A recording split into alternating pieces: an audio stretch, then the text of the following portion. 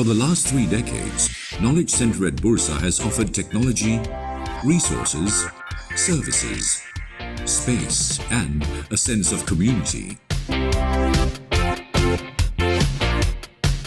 Since 1985, 14,000 titles have been collected, with care and attention to high financial literacy standards. In collaboration with a global community of institutions, we ensure access to the world's diverse intellectual and cultural economic heritage, as well as fast online services for connectivity to the financial world.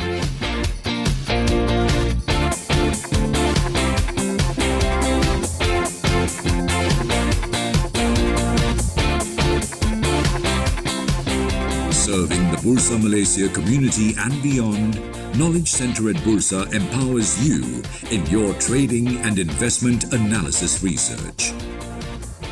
Financial information at my fingertips. Visit Knowledge Center at Bursa Malaysia today for the collections, for the services, for the sense of community.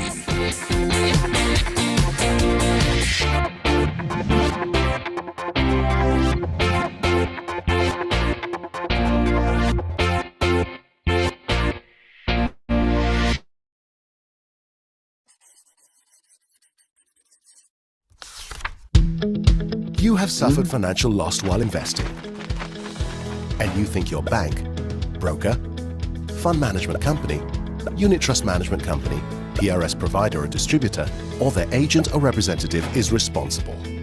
You need help sorting out the problem or want to seek redress. Where do you go? Sidrek is here to help you start the conversation and reach some resolution. First, lodge a formal complaint with a company that sold or offered you the unit trusts, shares, derivatives, or other capital market product or service. But you're not happy with their response. You have 180 days from their final written reply to come to Sidrek. Or if there's no written response, and it's been 90 days since you wrote to them, you don't need to wait longer. You may come to Sidrek even though you haven't received a final response yet. Sidrek first checks the eligibility of your claim. For example, is it within Sidrek's claim limit? Is it against a member of Sidrek? And so forth. If your case is eligible, we begin the dispute resolution process. All information in this process is confidential. We get both you and the member you're complaining against to sit with us and have a conversation.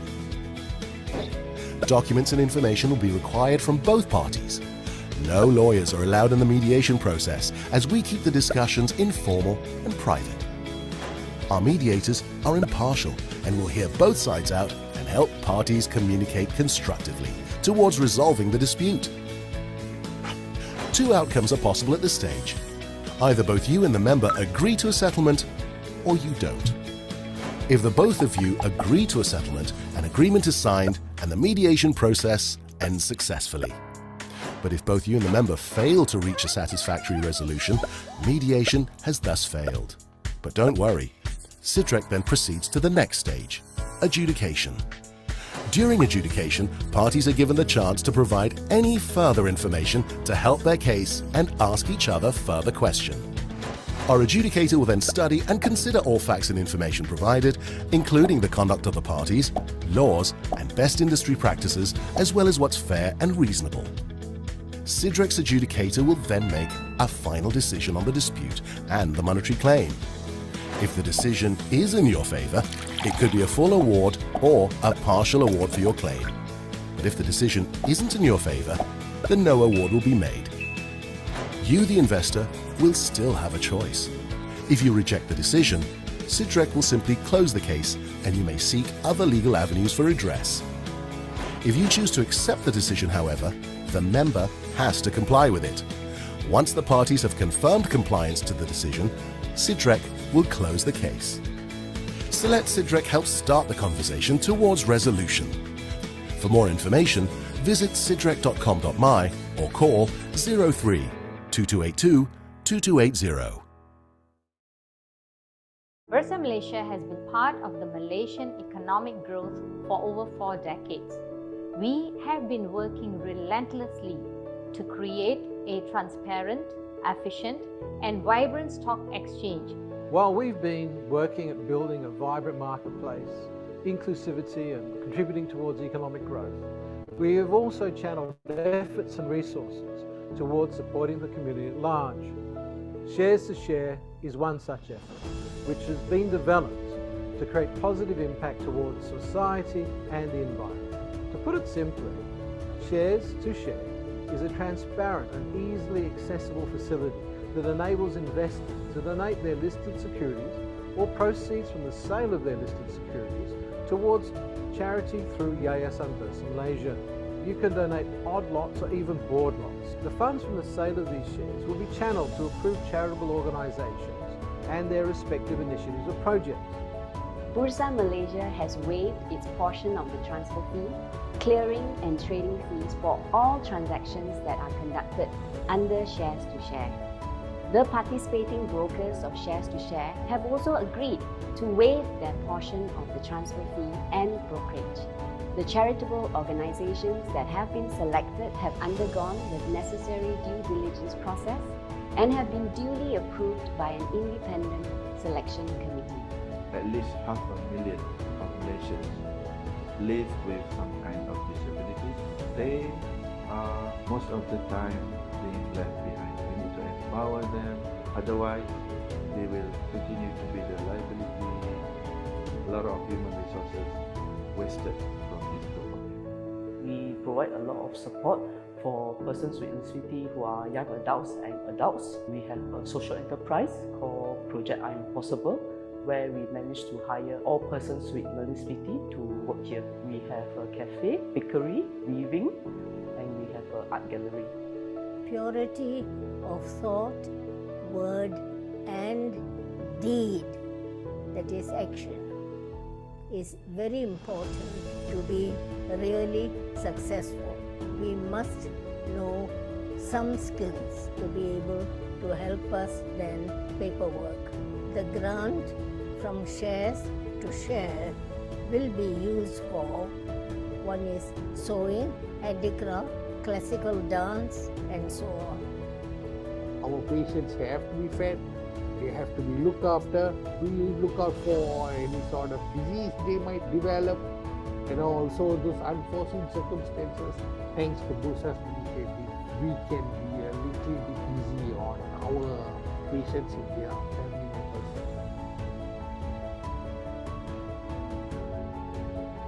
Donations will all be channeled to organizations that are involved in the sustainable development of Malaysia. The Shares to Share scheme offers you the chance to do so in a simple and effective way. Bursa's Shares to Share allows us to do good by donating our shares to charities. To join us in making a difference to the society by donating your listed shares.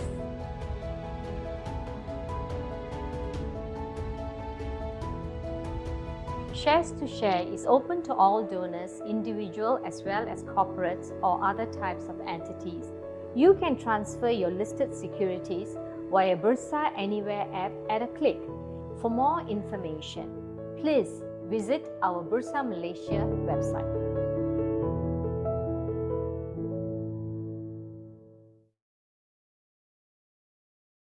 Hello everybody!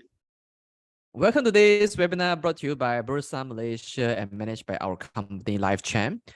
Our webinar title today is Energy Security and the Transition Towards Renewable Energy. So my name is Shen Chu. I'm the moderator for this session. Now, renewable energy is a very exciting space that a lot of investors put attention on because it is industry where they believe they will have circular growth. So today we are going to examine this industry and where are the investment opportunities in Bursa Malaysia in this sector. Before we begin, as usual, disclaimer, whatever we share in this webinar is only for educational purpose. In no way that I give any recommendation for you to buy or sell any listed securities that we mentioned here. If you decide to make any investment decisions, you're 100% responsible for all your investment risk. Now, allow me to briefly introduce our speaker today. he's none other than Mr. King Hao Kai, who is a senior analyst of Spiral Thinker Group's neighborhood. Now, King began his career as an oil and gas engineer in a local public listed oil and gas outfit. After more than 10 years in the industry, he decided to move on to pursue his passion in investing by joining the Spiral Thinker Group. King recently completed a CFP certification program and is currently overseeing the Omega division in providing portfolio consultation and accounting services to the group's distinguished clients. King possesses an astute observation skill and is meticulous in his thought process. He has a structured way in information gathering and deriving insights from both quantitative and qualitative driven data. So, King, how are you today? Good. Yeah, nice to see everyone here. Yes, great thanks to have for the you here in invitation. our session. Yep. So without further ado, let me just hand over the session to you. You may go ahead and share your screen. Okay, let me share my screen.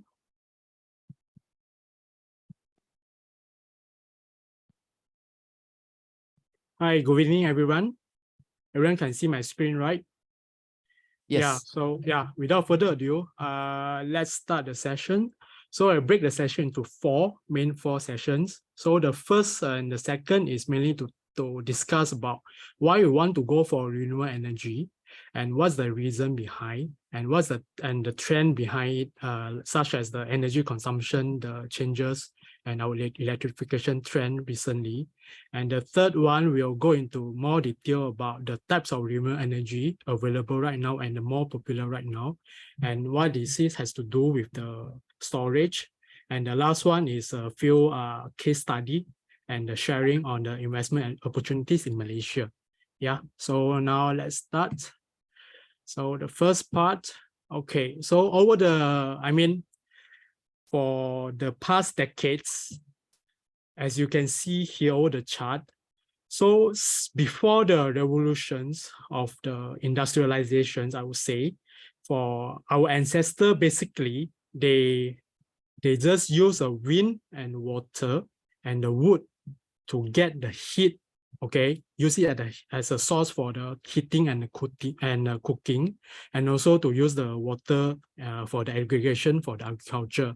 Yeah, and then after that, for the as we move on to the end, close to the end of the 18th century, where the industrialization started, okay, when the first steam engine was invented by the James Watt, okay, so we found a more efficient way to improve our lifestyle, okay. Let's say we can use the steam engine to power a machine to help us to, let's say, to sew our clothes, okay. Yeah, and also to invent the transportations, such as the steam engine train to help us to carry our goods, yeah, from one place to another place. And also, at the same time, the same engine concept also has been invented to be used to generate the electricity. So here started all our revolutions. I mean, in our human mankind.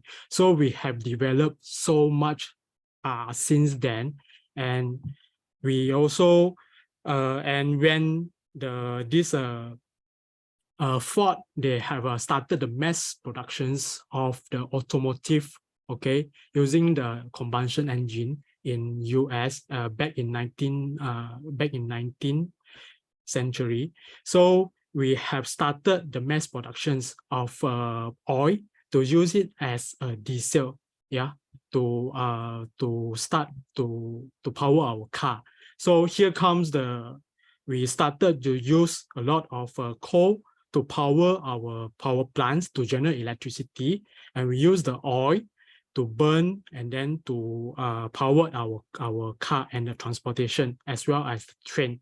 So, and after that, we also keep on recover a new source of power energy to generate the electricity and also to be used in our daily life. So that's how the changes in terms of the primary energy consumption and the sources. Yeah, and so, but recently, since I think in the 1930s, when the electricity has been mass adopted by all the human beings, so we have been trying to electrify as well. Means everything we try to electrify by connecting our devices to the electricity. Let's just imagine, I mean, within your houses, yeah, within your surrounding, how many appliances or devices that you use can be used without electricity, without power. I mean, from our houses, you see like the lightings, even our door lock right now, a lot of people, they are changing to keyless type. And also our window blinds, all this has been powered by electricity. And then we have been addicted to TV, to computers, to phones, to our smart devices like iPad. Yeah, and and this day we cannot live without the aircon because it's very hot outside. And even right now in the winter, people are trying to replace with the heat pump. And then look at our kitchen. Look at all the devices, all the equipment over there. And then right now, I think recently electric induction stove has been the main trend. Everyone is trying to use this, and people are reducing this gas stove. Yeah, and then our electric dryer, washing machines, everything. Even our water pump also right now, we are trying to pump it using electricity. And then of course, on the trend on the smart home, smart devices, EV charging, all this actually, these are the ongoing trend. So everything is been electrified.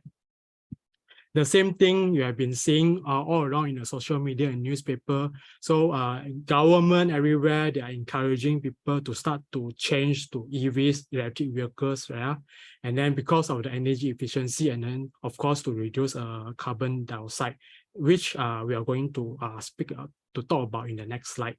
And then over in this industry and factories, you can see a lot of companies, especially on the MNC, they are talking about the method to reduce the carbon emission and to reduce the reliance on this gas or coal, and then try to increase the efficiency by using an electric automation line, such as a smart factory, which is a very, very hot theme right now. Yeah. And then in terms of, let's say, even in the very traditional industry like the iron and steel, we have been hearing about the industry player that are starting to try to switch to electric type, such as an electric furnace. Yeah, like what we heard about, let's say like the Sassy Steel, they've been talking about this as well. So, throughout all from the industry to the home to transportations. So everyone is talking about how to electrify. Yeah. So that's why this is one of the trend. And then the second thing is, as we know, our Earth right now is very sick. Okay, so we have been facing a lot of challenges in terms of from the environment and also from the climate. So it's true that the global warming and climate change is happening right now. You can see a lot of droughts, a lot of extreme weather happening elsewhere. Okay, over here also you can see we are right now we are still facing a heat wave. It has been for a few months already. Okay, and then all this actually they are starting to disrupt our human livelihood. And also they could endanger our animals and also the plants, which in the end, it will impact our food sources, our food chain. So actually all this happen, it's because of what we call it as a greenhouse effect. So basically what happened is, because our human activities, like the way that we generate our power, we generate our electricity, okay, we move our vehicle, all this, it would emit this, we call it the greenhouse gases. Okay, so the greenhouse gases, they are, in fact, they are been released to the atmosphere, and then they are absorb and then redirect the heat back. So they are sort of like, in a layman term, they are insulating, they are trapping the heat from the earth, from radiated back to the space. So it has been like heated up the whole earth surface. So that's caused the global warming. And subsequently, the climate has been changes due to this. So right now, we know the greenhouse gases is one of the main culprit, right? Which causes all the climate change. So human beings, we have been trying to find a ways to try to reduce it. So the greenhouse gases basically has been formed by a few types of gases, and the main one actually is the carbon dioxide plus the methane. Carbon dioxide consisted about more than 70% of the green GHG gases, we call it, and the methane is about 16%. And the F gases, you can see this one, I got it from the Wikipedia. So they consist of about sulfur, hexafluoride, hydrofluorocarbons, and fluorocarbons, etc. So as you hear a lot of people talking about net zero emissions, right? And the target and net zero emissions by 2050. And those Kyoto Protocol or this, basically they are talking about the same thing, is to how to combat the global warming and how to revert the climate change, and by reducing the greenhouse gases emission, especially on the CO2.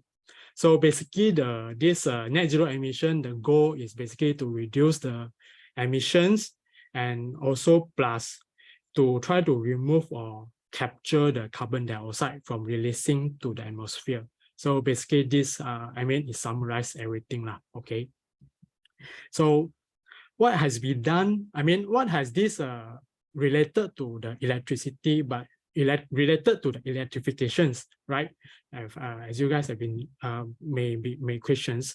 So here we try to analyze which industry or which sector contributed the most carbon dioxide emissions.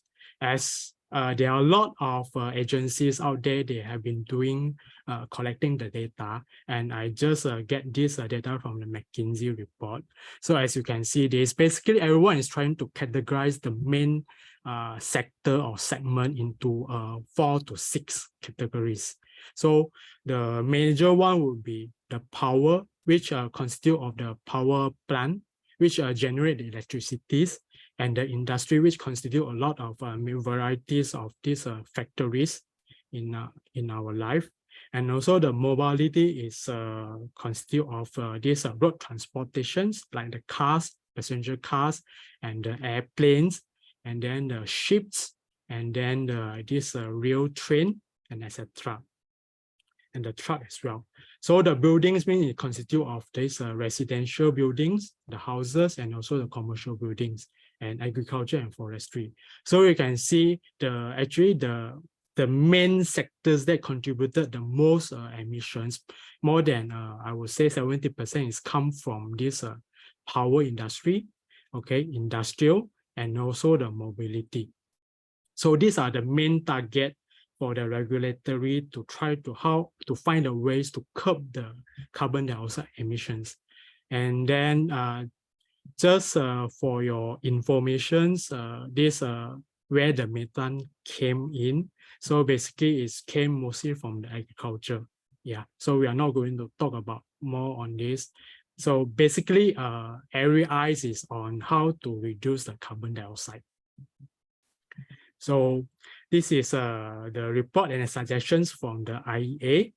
And then basically their suggestion is try to electrify as much as possible. Means we connect, let's say we change this car to electric car, and then we use electricity to power it. And then from to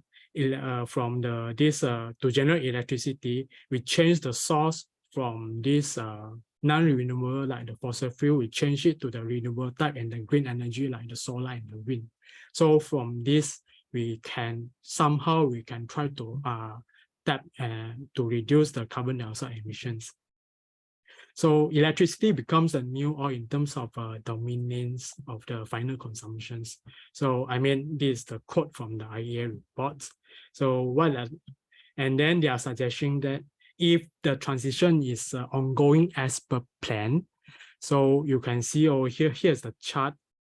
So they are suggesting that by 2050, the share of electricity from the current 20%, it may increase to, let's say, to more than 30, in the range of 30 to 50%.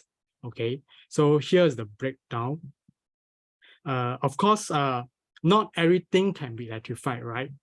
So like, let's say the buildings, people may still prefer to use the gas or use the coal to cook, right? And then not everyone want to change to the electric inductions. So that's the things. And also, I mean, we may not try to electrify everything because we can we can change to the non-electrical energy sources such as the bioenergy from our waste. And then in the industrial sector, I mean, definitely not everything can be electrified, especially when involved in the industry feedstock such as oil for the petrochemical, oil and gas for petrochemical, and then the sources, okay? And as well as those energy intensive industry, which I mean, in terms of power it using the electricity versus using it like the gas or oil, I mean, economically and also the efficiency, I mean, it still cannot be not up to expectation. That's why it's a little bit challenging for industry, especially on the industrial sector. And of course, the transportation, which everyone is talking about it a lot right now, means we change everything. I mean, passenger cars, truck, we all switch to electric type vehicles. And then, of course, there are some transportation which, such as the ships, okay, and planes, which are, I mean, it's still very difficult to be electrified currently based on the current technology availability. So here's the scenario panned out, and here's the plan. Okay, is by this published by the IEA. And I think for clear, I will say I'll give two very useful chart to visualize, to help you guys understand. I mean, it will help you more, okay, how to understand. So here's the energy flow right now, currently, okay? So you can see we are using oil mostly to power our transport, okay? And then we're using the coal to power to generate electricity, and also for the usage especially in the factories. And then natural gas have been used to generate electricity as well as also in the industrial to provide the heat, to heat up in the factory processes. And then, so here are the main thing. So in the future, we are trying to switch everything. What we say is electrified everything means we generate the electricity and to power the transport, to power the industry, to power the buildings, basically to power everything. And how we generate electricity, we ditch out the oil, we ditch out the gas, and we ditch out the natural gas, and then we switch on to renewable energy, which consists of, let's say, the solar power, wind power, nuclear, and hydro, etc.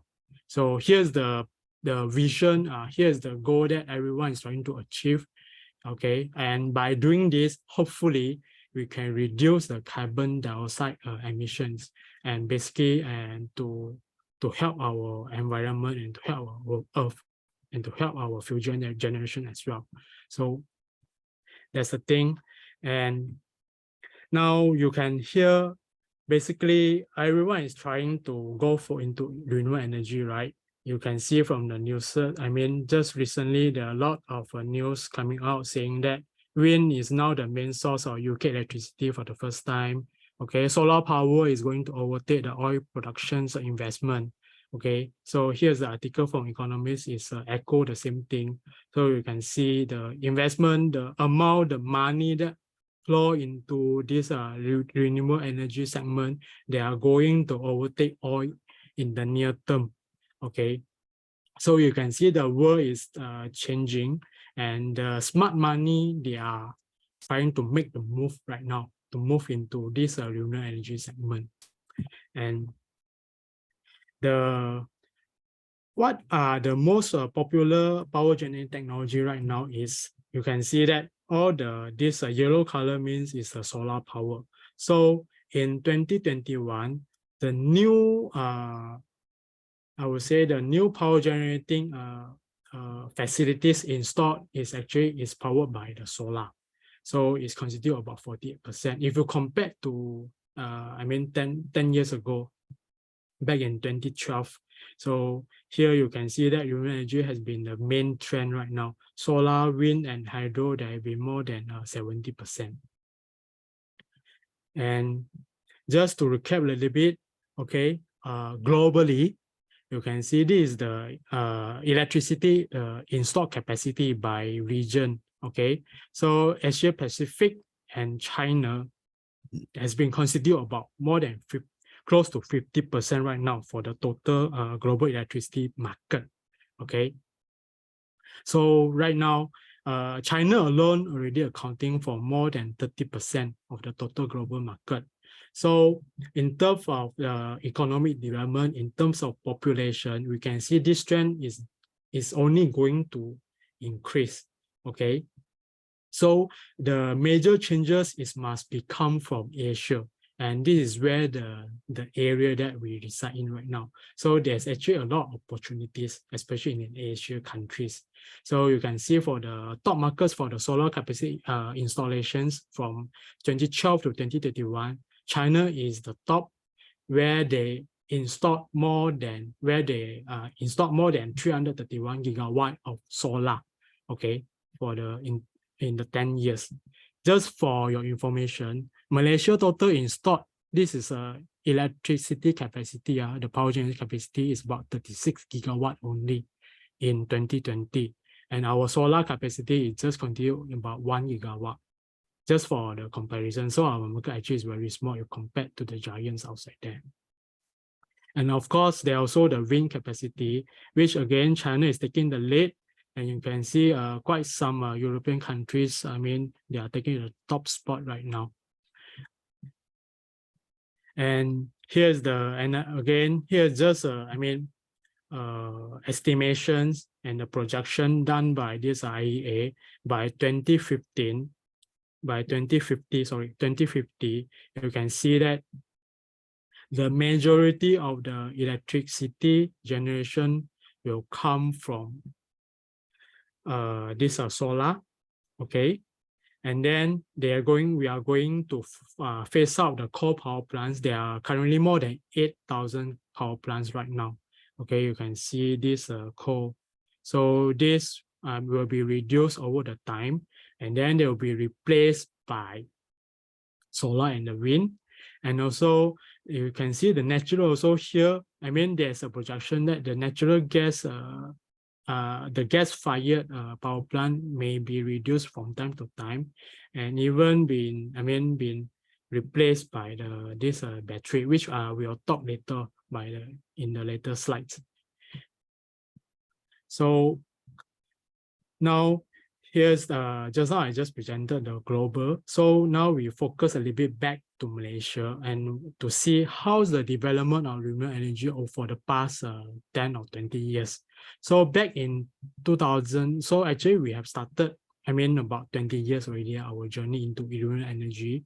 So the SEDA was established back in 2011. So SEDA is a Sustainable Energy Development Authority. So it's a body designated to govern or to authorize this renewable energy development in Malaysia. And they have been setting out the targets for renewable energy. So let's say the plan is, so this is the target based on the latest Malaysia Renewable Energy Roadmap published, I think, late of last year and early of this year. Our target is to achieve 31% renewable energy by 2025 and more than 40% by 2035. Okay, so here's the interesting, I just want to highlight that they count the 5%. This is just purely based on solar and other, and this exclude the hydropower. So in our terminology for renewable energy for Malaysia, hydropower is considered as renewable energy. So if we include the large hydro, it will be 23%. And over the years, for especially for the solar energy, right? So we have been reducing. There are a lot of initiatives, okay, did by the government, did by this SEDA, encourage people to install the solar panels on their house, as well as the large scale solar panels. So there are a lot of programs in the past, like the feed-in tariff, LSS, which one I think is more popular right now, and then the Celco, and then the NEM. So just for info, NEM and the feed-in tariff is regulated by SEDA, but the LLS and the Celco is regulated by this Suruhanjaya Tenaga ST. And of course, when you ask me about what is the target of renewable energy by 2035, right? Here's the breakdown. So you can see the coal, we try to reduce the coal power plant from current 37% down all the way to 18%. And then we try to increase the renewable energy from 8% to the 22%. So they estimate about 7.1 gigawatt of a coal capacity under existing PPA is going to be expired for the coming 10-20 years. So, but of course, while we increase the renewable energy, especially things like the solar, we may need to install the new gas-fired power plant as well. This one I will explain later on, but this has been in the plan right now, just to replace the coal. Okay, and so you can see here's the plan. So by 2035, estimate we will install up to 6.5 gigawatt of solar power. This is for the Peninsula of Malaysia. In total, Malaysia will have about 7.28 gigawatt of solar power. Okay, and then hydropower, there will be addition of 8 gigawatt of hydropower right now. So the current solar capacity right now, if we include those under installation, under construction from LS 3 and 4, so there will be about 3.2 megawatt. 3.2 gigawatt, sorry, 3,200 megawatt. So basically, it's safe. We can estimate about there will be another. We can double this for the next 10 years. Okay, and by 2035, so the solar penetration it will be come up to the 30%. So beyond the 24% threshold for system stability. This one I will explain in a later slide. Okay, because as we all know, one of the major problem of this renewable energy, especially for the wind and the solar, is because they are intermittent. Means there are time that this wind does not blow, right? There are time that there's no sunshine. That's why they cannot generate the power. So there have been downtime from time to time. That's why we call it the intermittence problem. And so another interesting statistic, okay, from this my RER reports, okay, basically from the survey, okay, as you can see that actually the potential for especially the solar power generation, actually is quite huge. Okay, if we're able to install, or actually we can harness about 269 gigawatt, of this solar power if we install. Okay, if we're able to install, okay, and then also so this is the biggest potential actually is coming from solar, because this situation of the Malaysia. And then as you can see, the next is coming is the large hydro. From in the peninsula, basically there's nothing much. I mean, there's only the survey that only left about 3.1 gigawatt of potential large hydro power can be installed in peninsula, but there are lots more can be installed in Sarawak. Yeah, so here's the plan as well. And just for your info, 36 gigawatt installed capacity as of 2020. And basically there are three types of solar power, okay, installations. there's a ground-mounted solar, and then the floating, and also the rooftop. So the ground-mounted are mostly used for household and also for the large-scale solar, like the LSS projects, which is mounted on the ground. But the con is you need a lot of the surface. Okay, you need to use a lot of land. Of course, you can, if you change it to rooftop, then you can save the land. So they are estimated about 4.4 gigawatt of potential solar power can be harnessed if we utilize the government buildings, especially those from the school. Yeah. And then they are also talking about the floating solar, like you can install it in the dam, on the dam, okay, like the Kenya Dam, you can put the floating solar panel on. So there are also a lot of initiative did by the government try to encourage people the adoptions of the solar energy. Okay, like recently they have been introducing the corporate PPAs, and then also they are trying to introduce a peer-to-peer energy trading. Corporate PPAs, we call it the virtual power plants. Basically, it means that like the factory, they doesn't have the space or they don't have the capacity. So they are buying the solar power from the producer. It's an independent third party. They buy the power from it and then they use it for their own. So that's why you call it the virtual power plants. Means they do not generate the power by their own. So basically, the solar power produced from a third party, it will go through the grid, okay, central grid, and then it will sell to the target corporate. So there are a lot of examples right now globally, okay, and it has been quite a popular options right now in global as well. So for example, in Singapore, Microsoft is purchasing 100% of this power from the SumSip solar portfolio. That's how they can achieve the 100% renewable. Okay, and then Malaysia recently also they are pushing for this. So the applications for this VPPA, we call it the Corporate Green Power Program, has been ongoing. I think the tender has been called out. Okay, so I think they are target about 200 megawatt capacity for the first phase.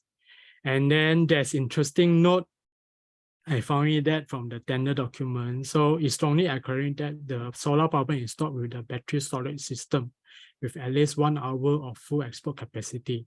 So this is how it linked to the storage as well, which I will mention in my later slide. So another one is a peer-to-peer energy trading, which I think they are still piloting. Okay, it's still a pilot project, not yet announced to the public yet. So basically, is whoever household, or I mean the building, if they generate excess solar electricity, they may be able to sell it at a higher price. Okay, to those who need the power. So basically, they are trying to profit from the changes from the price changes, the price differences in between. Let's say that the price offered by Tenaga and the price offered by these third-party consumers. So maybe the consumers, when they need more price, so they may be willing to purchase the excess electricity at higher price. So that's how the trading can be done. Yeah, and then the one good thing about this is basically this can be happen through the distribution grid. Means it may not need to go through the whole main transmission line, the main grid. It may reduce the burden on the transmission line as well. And now we talk a little bit about the threshold. Remember that we mentioned about the 24% the peak demand, right? So this is the threshold established by the grid system operator. Basically, this means the TMB, like the Tenaga, and then in the Peninsula and the Sabah, because they are worried about the main grid. The main system may be unstable if there are more and more solar power coming into the grid, especially during the very low demand days. Okay, because as per estimation by 2035, at 30% solar penetrations, so it may cause some baseload plant to shut down and result in frequency stability issues. So just for illustration purpose, let's take a look. This is a typical solar generation chart, right? So in the morning, the midnight, there's no sun, right?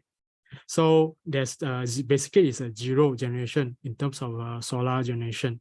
And then when the sun rises, so here you go, you start to generate the solar energy, and it comes to evening, there's no sunshine, no sunlight again, so they will go back to the zero energy generation. So here's the typical chart. Basically is the electricity usage pattern during the weekday. Okay, this is based on Peninsular Malaysia. So you can see the weekday again. This midnight, so the usage of electricity will reduce, okay, and then it will slowly rise again during the daytime, and you reach the peak is about close to the evening, okay, when all the buildings are still occupied and when people start to go back to houses, to home, and start to use the electricity at the same time. So you can see basically within a day, there are two time frames that they will see the peak power consumption. Okay, the first one is about this evening, is about close to 4 to 5, and another one is about in the night time, okay, about 7 to 9 when everyone is back to home. Okay, this is a weekday pattern. You can see the weekend or the rest day pattern because buildings are shut down, no schooling, and also no factories are also temporary rest during the rest day, right? So you can see the energy consumption has been basically it will be lower if we compare to the weekday. And then again, a similar pattern, we will come to reach a peak energy consumption during the nighttime as well. But you can see when you compare to this solar energy distribution chart, basically here the peak energy demand during the nighttime cannot be supported by the solar energy. So let's say imagine if we got more than 50% of solar energy in our grid, right? Basically, we need to substitute this. We need to tap on another energy sources just to power our households, okay, just to meet the demand. So that's why, and also you can see during the rest day, when there's a lot of solar energy, so here we have excess supply but lower demand. So this may cause the shutdown for other baseload plant. Okay, so when we need to ramp up the electricity to meet the demand, but while the solar energy is not available, here comes the problem. Okay, so here's what is explained over here. Hope you guys are able to get what I mean. So in this scenario, basically you need to get backup energy, okay, such as you need to fire up your coal or you need to fire out your gas-fired power plant. Okay, so that because actually they compared to the coal and nuclear power, which it may take hours, okay, or even a day to fire up. Gas-fired power plant actually can be started up pretty fast. Okay, that's why it's a preferred options for a lot of nations. Okay, that's why when you see on the plan, the natural gas demand will still be needed when we process the transition towards the renewable energy, and it will still remain quite an important resource, especially as a backup power, backup energy. So besides just now we say having a gas-fired power plant, actually as a technology advance, there are also other solutions available right now. So the first one is we talk about the smart grid initiative. So means when you can have a real-time monitoring so that you can enhance the response on the demand and the supply side. And then the grid operator, they can use the big data and AI, try to forecast the supply demand, such as the seasonality of the intermittency of this renewable energy. Okay, when we may see there's a low supply in terms of solar or in terms of wind, so then you can try to back up with other resources, right? And also there have been a lot of discussion about the demand management, such as you introduce a different pricing during the peak energy demand, and also let's say you price a higher electricity price during the daytime, just to try to reduce the electricity usage. Okay, and then you encourage people, let's say, to charge their electric vehicle during the nighttime when the load is not high. Okay, and also the smart grid initiative is also very important to counter, especially in terms of cybersecurity, because everything is interconnected right now. So if there's any hacking activities happen, it may cause a major blackout for the whole city or even for the whole countries. So that's why Tenaga, actually they are quite serious on this smart grid initiative as well. And then the second is, like I mentioned just now, you increase the system flexibility, like you're getting more and more the fast response gas power plants. Okay. And then the third one is to deploy energy storage. Okay, so here's the interesting thing. So energy, when there's excess energy generation, like just now when I showed during the daytime from the solar, let's say from the solar or from the wind, you temporarily store it in, let's say, in a battery type of energy storage, or in a hydro type energy storage, or hydrogen type energy storage, and you release it during the night time from the battery itself. Okay, so the energy storage, they can be categorized as centralized or decentralized. Actually, we are talking more about the battery right now. Okay, as you can see from the report as well. So there's estimated that there's a plan for Malaysia to start the mass adoptions of this energy storage as well in the future. So you can see this decentralized means you couple the, let's say, the solar power plant. Each solar power plant, they will equip with battery energy storage on the site. Okay, so each will act as a backup, and then they will also link to the main grid, as well as our authority. They also got the plan to install the large power storage farm, they call it farms, located at the few important national grid connections. This act as a big storage, and also we call it a centralized storage, energy storage. And then there's also an estimation about 4.7 gigawatt hour of energy storage will be required by 2035, just to maintain the system stability. Okay. So now let's going a little bit on what are the opportunities available right now. Okay, as you can see that over the years, okay, from the first industrializations, okay, ID 1.0 to 2 to 3, right now we are at the 4th and the 5th. So you can see a lot of people, they are talking about these innovations cycles, and it's happening right now in terms of AI, robots, and also the clean technology. Okay, so we can break into a few, such as when we need this new renewable energy, what we need to produce a lot of new items, right?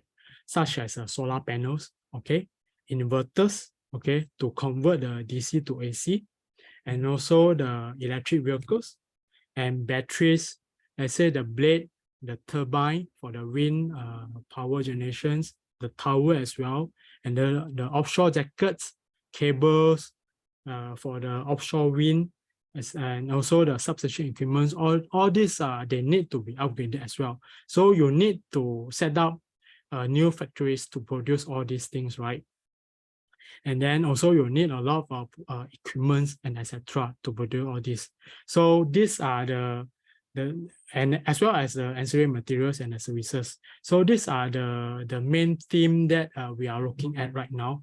And then these are the major opportunities right now is available in the market. Okay, so and the second thing is to produce all these things, you need the raw materials, right? So here comes, we call it the new oil, okay?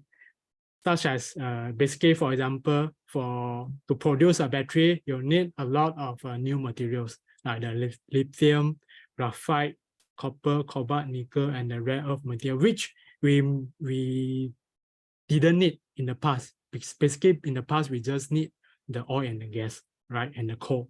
So right now, when we start to introduce new things into our life, so we need all these ingredients, raw ingredients to produce it. And when you produce all the items, you need to install and operate on the sites, right? And also you need to do the maintenance. So all these actually, they are the new emerging opportunities for us to grab, such as the construction of the solar and the wind farm in the, sorry, this is a typo, in the onshore and the offshore, okay? Let's say also there will be a new IPP players emerge where they are, in the past, the IPP, they are producing, they are operating this gas-fired or coal-powered power plants. And right now, we may see more and more new IPPs which based on the solar, okay? And also, there are a lot of investment and then to upgrade the grid, okay? And then to install the new IoT devices, to change to a new system, to upgrade the system, okay? And then and also there will be a lot of installation of the transformer, switchgear, as well as the distribution board as well. So, and last but not least, we not forget this battery energy storage system, we call it BSS. So all this actually they are providing sort of a new economy, okay? And it will provide a new opportunity to those that who can able to grab it. Let's see, for in terms of this solar energy, okay, throughout the supply chain from the to extract the resources, okay, and then to process, okay, to make the panel, and then to assemble it into the modules, okay, and then to install it on site. And then after all, let's say in the future to decommission the plant, okay, to replace the plant and then to recycle the items. So basically all these are the new supply chain, okay, they are emerging. And then of course, we have players already start to go big into this, such as locally, we have those, basically in local, we mainly participate in these two, okay. One is on the construction and installation of this solar panel, like the Solar West, Sunview, Samaiden, Saipa. And then there are also hidden heroes or hidden winner in terms of the assembly and manufacturing. I will give an example of, let's say, the Greatech. They are the one who help to produce, to design the assembly line of this solar panel manufacturing, okay? And then we also have Masterpack and also Global LMP, which they provide the material, okay, for the boxing and then for this packaging of the solar panel. So they are also, we can also say they are also part of the supply chain in terms of the manufacturing and assembly. And of course, the list and the name by no means is exhaustive. Okay, just an example, it's just a sharing. And again, for disclaimer, none of the name mentions here constitute a buy or sell call. Okay, please consult your own financial advisors before we do any investment. And then the next one, we will go to another very interesting company, which I would say is Genetec. Okay, so Genetec is they started as a equipment maker, okay, located in Selangor. So they start to involve in the HDD sector basically. Okay, they supply the equipment to the HDD industry, and then back in 2006, okay, they start into go into automotive and also the healthcare. And then in 2014, they are trying to penetrate into the EV. Okay, so you can say they are quite an early adopter in the EV. And in 2018, they started to design and customize the factory automation solutions for the EV makers. Okay, so basically, actually they achieved quite a big milestone 2 years back. Okay, when they're able to win a very big when they're able to win a contract from a very big this EV maker in North America. So there comes their boom. And then right now, if you look at the revenue, so currently more than 80% of the revenue actually is coming from the EV energy storage. Okay, less than 20% is coming from the legacy HDD sector. And then electronics constitute less than 1%. And then they have planned for the battery energy storage system. This is the future plan. I will talk a little bit on the next slide. So you can see that they just recently they are covered in the Star articles, okay, where they highlighting that there are a lot of opportunities, okay, in terms of industrial and mass electrification, like what we mentioned just now, what we discussed just now. And then from the battery testing system, braking, electronic control, all this, they are involved in this by providing the solutions and also the equipment for the makers. So they are basically, it's very clear that they are benefiting from this electrification trend. Okay. And the next is, let's see, they are involved, like just now I mentioned, they're involved to provide the assembly automation solutions for the battery pack and also automotive components. So for the battery pack means basically just a battery pack, okay? They are providing, they help to provide, to supply the equipment and then to assemble the manufacturing line and the packaging line, okay, for their customer. And then that's for battery pack. For the automotive components, there are a lot of components, right? Even in the EV, as you can see that there's a airbag, okay? There's this driving system, okay, for the ECU and the sensors, okay, for the motor and then the inverter. So all this actually you need to manufacture in the factory, right? So they are the one who help to set up the production line, to customize the production line for their customers. So basically right now they're involved in these four battery cell, ECU, regional braking, and also the sensor and LiDAR. And also recently, I think by late last year, they're also starting to go big into the BESS, okay, battery energy as a storage system. So they are JV with this Cita Global Berhad. Okay, they form a JV and a SPV to design and then to do the R&D and to develop the battery energy storage system and to provide, to sell it to the local market. So they claim that they are the first to locally develop and produce the BSS system. And then right now, they just recently, they just showcased a 1 megawatt BSS prototype back in April. So you can see that it was attended by this our Agong and also by the ministry.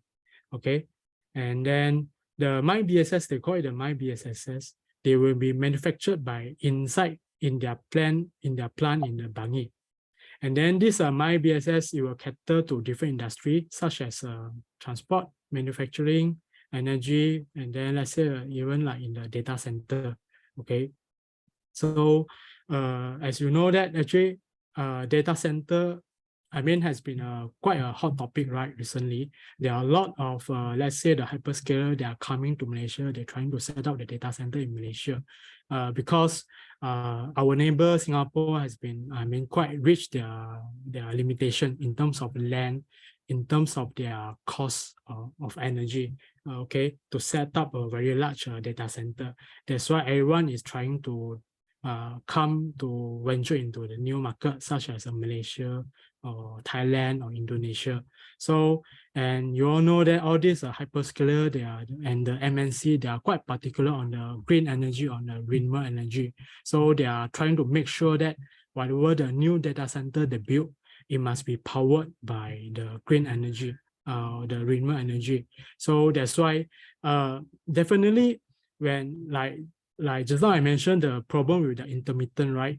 So you definitely you need the battery storage, okay, to smoothen or to reduce the system to smoothen the load basically, and that's how they're able to grab the opportunity.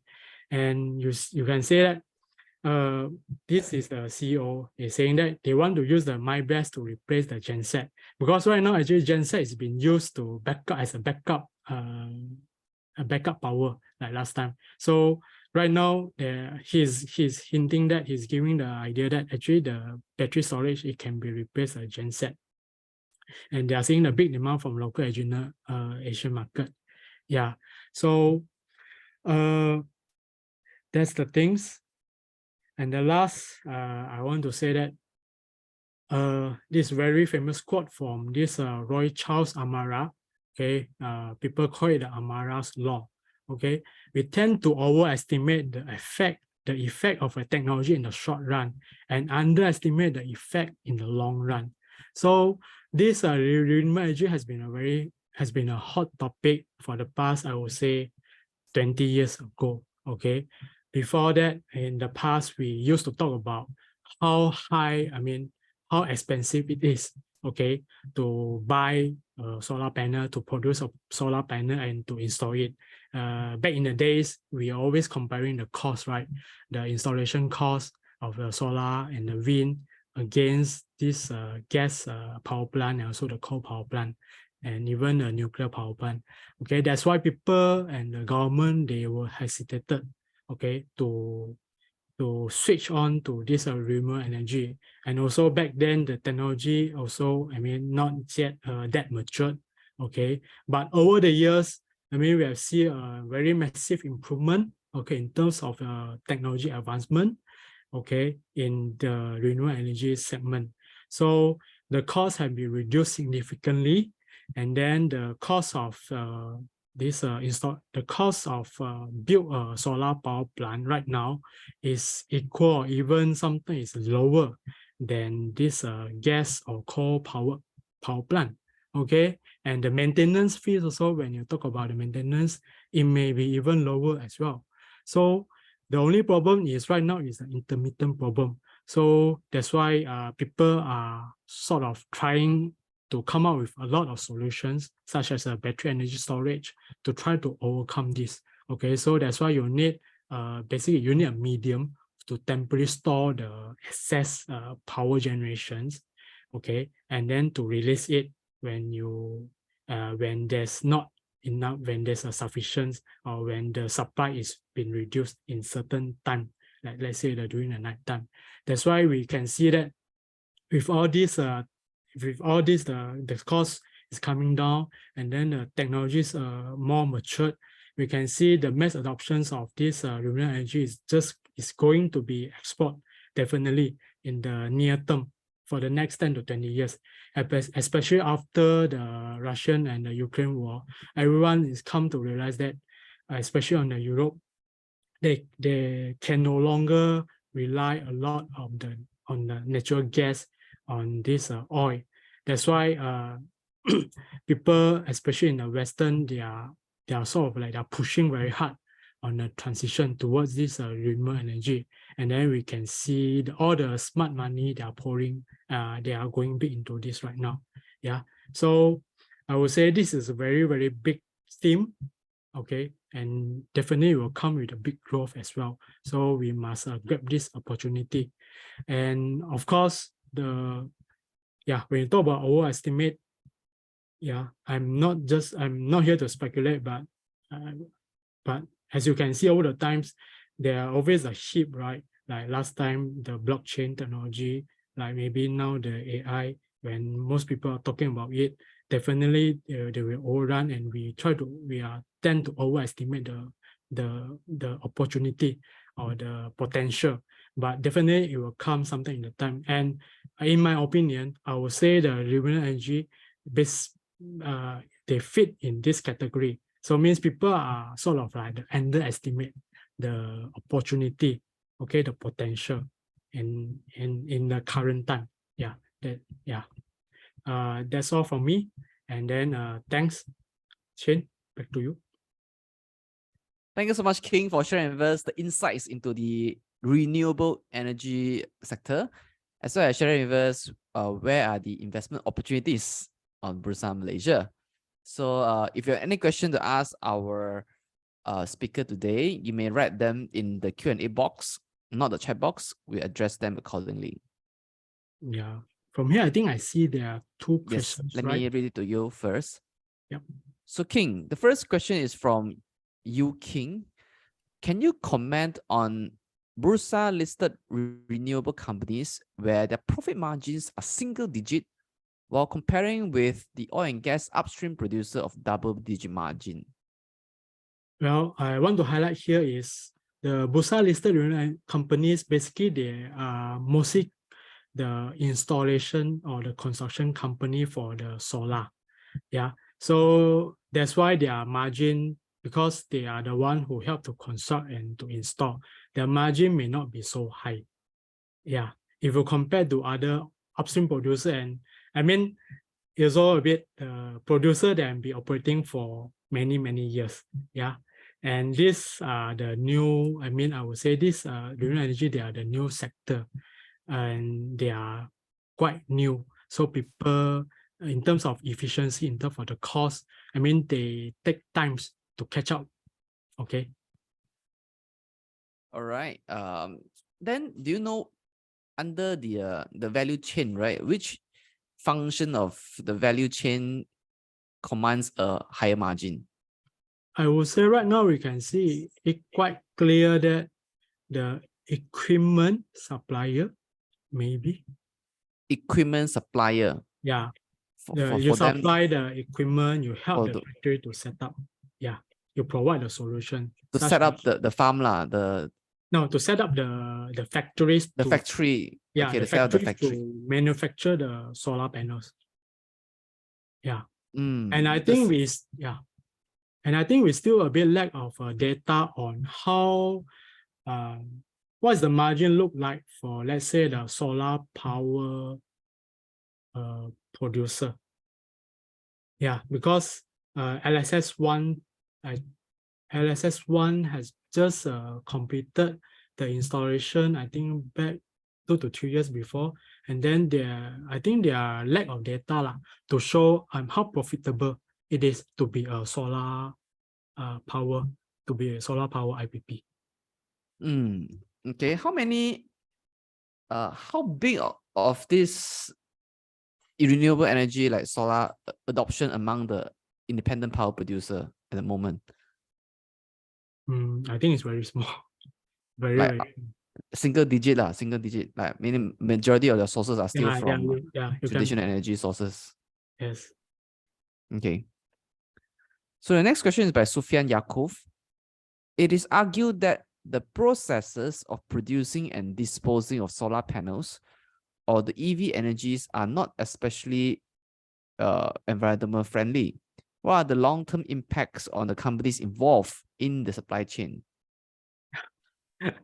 It's a good question, but also a very tough question to answer at this moment. That's why people are suggesting we need to invest a lot on recycling. Say recycling back the battery. Okay, there's been a lot of discussion and development into this. On recycling the solar panel, I think there's also ongoing things. Okay, so people are trying to catch up with the technology development to try to overcome this ESG issue. Yeah, hope I answered this. All right, thank you so much, King. The next question is by Lim. Can you comment about Great Tech? I do not follow closely on this company, but from the information I gathered, I mean, quite a big part of their revenue actually is coming from this solar industry.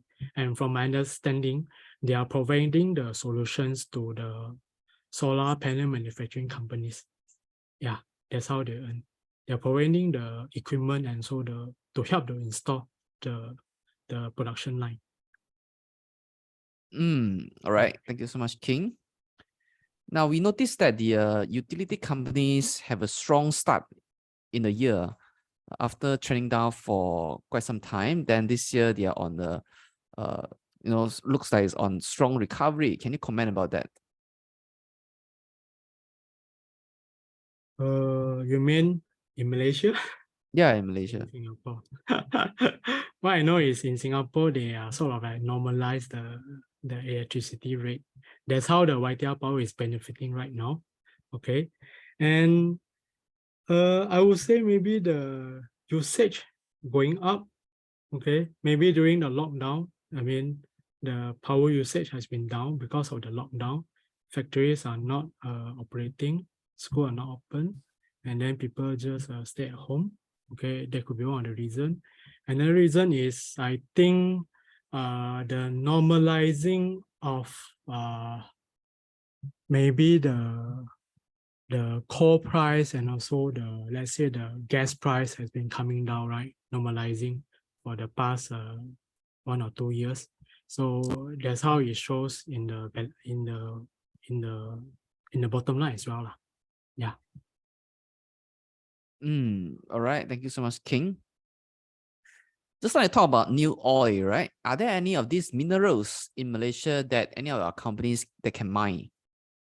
As far as no. I may be wrong, but I do not know any company, any listed company involved in that. Okay. So maybe we may not have this kind of mineral lah. Okay, No, we have to go to if anyone knows Africa, Australia to mine all these new minerals. The next question, we don't have is lithium. Yeah, I mean all those hot minerals, we don't have it right now in Malaysia, but we do have a rare earth lah. Okay. Thanks so much, King. The next question is by Kadri. Will the transport sector be affected by the development of the solar industry? Because much equipment in the solar industry come from China. Is it true? Sorry, can you clarify a bit what is meant by the transport sector? You mean the transportation, the logistic, or? Maybe Kadri, you can maybe clarify again on your question. Logistic, he just clarified. Oh, okay. Yeah, definitely they will be benefited. Yes, most of the solar panel we are importing from China, from my understanding from the industry as well. So yeah, they will be benefit, but will it be? I'm not sure about the magnitude of this. Yeah, I may not be answer to able on the magnitude. Thanks. Okay. Thank you so much, King. How profitable is waste to energy WTE producer? Is there any company involved in this besides SciPark in the country or in overseas? This question is by Andy. Thanks for the questions, Andy. First, I would like to apologize. I have a very limited knowledge on this waste to energy. Yeah, I may not be able to answer your questions on this. I'm sorry for that. All right, thank you so much. So what would happen to, the demand for oil and gas if, if this renewable energy space, get really, really in huge demand, right? Yeah, like I said, during the transition period, I think for the next 20 years, 30 years, I think we still need, say, the natural gas, definitely. And then not all the transportation, it can be switched to electric, okay? Let's say your ships, your airplanes, definitely they still need the diesel. They still need the jet fuel, right? So definitely oil will be needed as well. So the bad case would be the transition to the renewable energy is much faster than people expected, but I have doubts on it. I don't think it may happen, at least in the next 20 years maybe. Yeah, because as just now some of the slide has pointed out, there are some challenges in terms of electrifications. Not everything you can change to not everything can be electrified, basically. So that's how things goes. And also in terms of renewable energy generation, there are also limits, right? Because of the intermittent, because of the reliability of the solar and the wind, okay? So we still need the backup energy during those times. Let's say, few days without sunshine, okay? And then a long period without a very strong wind blow. All this, they will cause, even you have sufficient battery storage, but the battery may only able to, to supply up to a certain design hours or days. Okay, there's a limit on it as well. So definitely we still need, I think, to have a very rigid and reliable power supply system. You still need, let's say, those fossil fuel power plants, just as even as a backup as well. So those may not be so easy to be replaceable. That's my own opinion. All right, thank you so much, King, for sharing your perspective in this issue. Yeah. So how is the valuation of our local plant engineering and construction companies? You mean compared to a similar vertical in other countries? Have you made any comparison? No, I didn't make any direct comparison. Okay, I can only say based on my knowledge, based on my observation, actually the valuation in terms of PE for our local solar installation companies, those like the SolarWest, SolarWest, Sunview, Saipak, Samaidan. Actually, their valuation is, I would say, it's not that cheap. Okay, it's not that cheap. Okay, because people are factoring the high growth for them. As you can see that we still need to install a lot of solar panels for the coming at least 5 to 10 years, right? In terms to double up our solar energy, our solar energy generation. So, and these are the big players that they are currently dominating the local solar industry. So people are factoring those growth inside. That's why they are willing to give a slightly higher premium. Although those companies are still catching up in terms of improving the bottom line. Yeah. Yep, but I also see that this space is also getting very competitive. There are a lot correct. Yes. Entrance of players. Agree. And when you talk about, let's say, those solar panel manufacturers, right? Let's say in the US or in China, I would say some of them actually their valuation also may not be cheap. Again, the same reason, the people are trying to factor in the growth. Yeah, just like similar, let's say, to the Tesla.